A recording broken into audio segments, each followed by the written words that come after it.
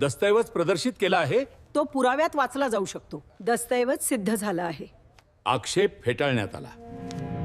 दिवाणी अथवा फौजदारी न्यायालयामध्ये केस दाखल झाली.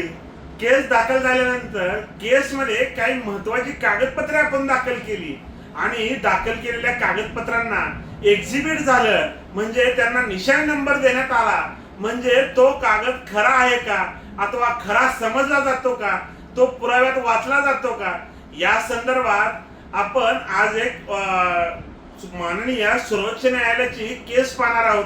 त्या केसमध्ये याबाबत काय सांगितलंय याची सविस्तर माहिती आजच्या व्हिडिओच्या माध्यमातून घेणार आहोत.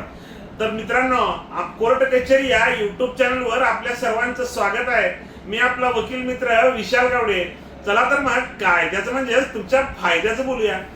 एखादी दिवाणी केस दाखल होते किंवा फौजदारी केस दाखल होते.